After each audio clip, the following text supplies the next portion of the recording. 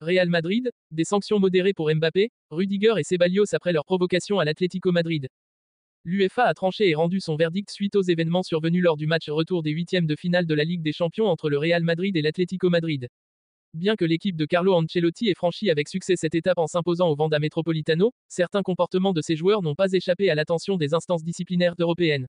Mais à la surprise générale, les sanctions restent relativement légères et les joueurs concernés pourront poursuivre leur parcours sans manquer la rencontre décisive contre Arsenal en quart de finale. Aucune suspension immédiate, mais un sursis pour les gestes controversés.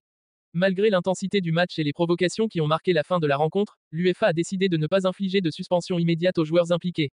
Cette décision est une bonne nouvelle pour Carlo Ancelotti, car elle signifie que ces hommes seront tous présents pour le choc européen tant attendu contre Arsenal, mardi prochain.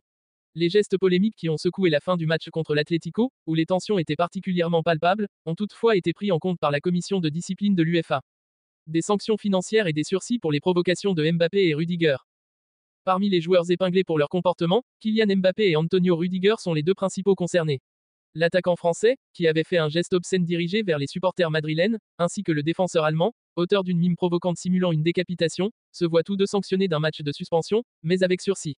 En clair, ces suspensions ne prendront effet que si un incident similaire se reproduit dans l'année à venir. Outre cette sanction disciplinaire, les deux joueurs devront également s'acquitter d'amendes financières substantielles. Mbappé est ainsi condamné à une amende de 30 000 euros, tandis que Rudiger devra régler une somme plus importante de 40 000 euros, en raison de la gravité de son geste. Ce sursis et ces amendes ont été décidés après avoir pris en compte le contexte du match et l'absence d'incidents majeurs dans le passé de ces joueurs en compétition européenne. Vinicius Junior échappe à toute sanction. Il est intéressant de noter que, malgré les huées incessantes qu'il a reçues tout au long du match, Vinicius Junior n'a pas été inquiété par l'UEFA. En dépit des provocations verbales et physiques du public de l'Atlético, l'ailier brésilien ne fait l'objet d'aucune procédure disciplinaire. Cette décision a sans doute été influencée par le contexte particulier dans lequel Vinicius a évolué sur le terrain, marquant à nouveau son statut de victime de racisme et d'insultes dans un contexte bien plus large que le seul match contre l'Atlético. Un retour à l'ordre dans l'attente des quarts de finale. Les sanctions émises par l'UEFA, bien que symboliques, soulignent l'attention croissante des autorités sur le comportement des joueurs pendant les matchs à fort enjeu.